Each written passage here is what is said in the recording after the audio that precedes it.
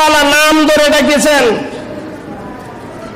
ইয়া আদম উসকুন আনতা ওয়া যাওজুকাল জান্নাহ, ইয়া আদম, ইয়া ইব্রাহিম,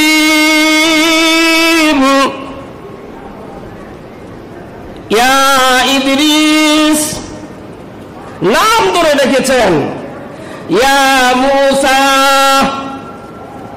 প্রত্যেকটা নবীকে আল্লাহ তাআলা ডাক দিলেন নাম ধরে। নূহ, ইয়া নূহ,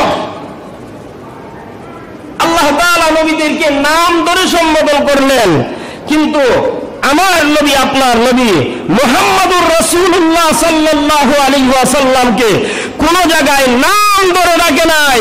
বলেছেন ইয়া আইয়ুহাল মুজাম্মিল, ইয়া আইয়ুহাল মুদ্দাসির। সুবহানাল্লাহ বলি। হে কম্বলওয়ালা নবী, হে চাদরওয়ালা নবী, ভালোবাসার ডাক আল্লাহ তাআলা নবী মুহাম্মদুর রাসূলুল্লাহকে দিয়েছেন। সুবহানাল্লাহ বলি। এত পরিমাণ ভালোবেসেছেন, নাম ধরে ডাক দেয় নাই, উপাধি দিয়ে ডাক দিয়েছেন। সুবহানাল্লাহ।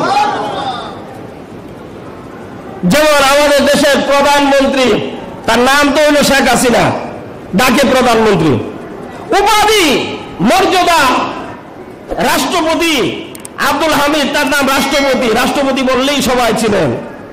আল্লাহ তাআলা এত পরিমাণ ভালোবাসতেন, কোরআনে কারীমের মধ্যে কোন জায়গায় ইয়া মুহাম্মদ বলে ডাক দেয় নাই, ডাক দিয়েছেন ইয়া আইয়ুহাল মুজাম্মিল, ইয়া আইয়ুহাল মুদ্দাসির। সুবহানাল্লাহ।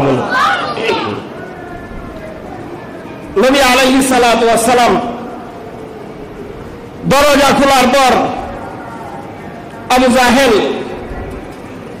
আনন্দে কি প্রশ্ন যে নজর ইবনে হারেস মদিনা থেকে নিয়ে আসছেন এটা ভুলে গেছেন আনন্দে।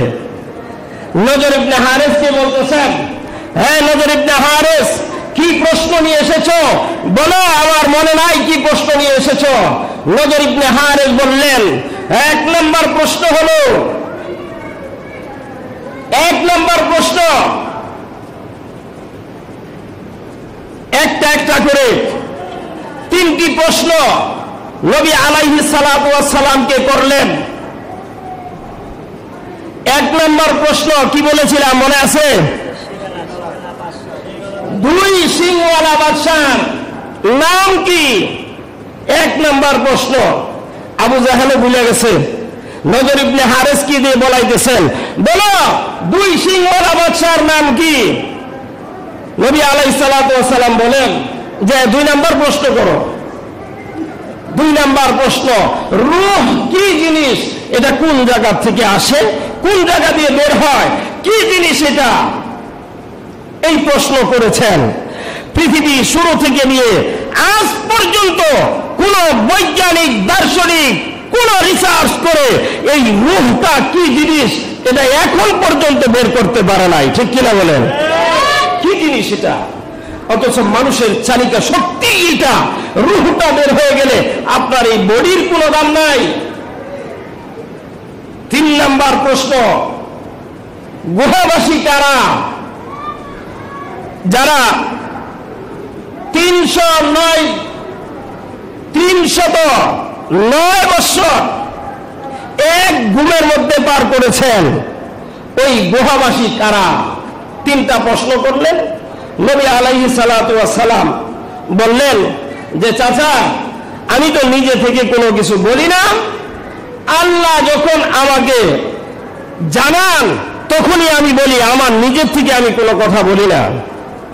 যান, আগামীকাল আপনাকে প্রশ্নের উত্তর দেওয়া হবে। মুহতারাম হাজিরিন, এটা বলার উদ্দেশ্য, আগামীকাল এই প্রশ্নের উত্তর দিবেন। নবী আলাইহিস সালাতু ওয়াস সালাম ইনশাআল্লাহ বলতে ভুলে গেছেন, অন্তরে আছেন ইনশাআল্লাহ।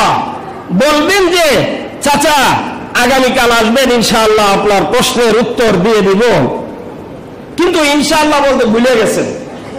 অন্তরে আছেন ইনশাআল্লাহ, কিন্তু মুখে উচ্চারণ করবেন ভুলে গেছেন।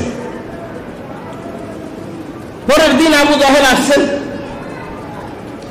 নবী আলাইহিস সালাতু ওয়াস সালামকে ডাক দিলেন, খুশি যে মুহাম্মদ সাল্লাল্লাহু আলাইহি ওয়াসাল্লাম এই প্রশ্নের উত্তর কিভাবে দিবে, যে প্রশ্ন সম্পর্কে আমি জানি না, এই প্রশ্নের উত্তর মুহাম্মদ কোথায় থেকে দিবে। আসছেন, আসার পর নবী আলাইহিস সালাতু ওয়াস সালামের কাছে এদিক দিয়া জিবরাইল আসে নাই। আবু জাহেল তো আয়েশা উপস্থিত, প্রশ্নের উত্তর শুনবে। নবী আলাইহিস সালাতু ওয়াস সালামকে তো আল্লাহ তাআলা যদি ওহীর মাধ্যমে না জানায় তাহলে বলতে পারবেন না। এখানে একটা প্রশ্ন,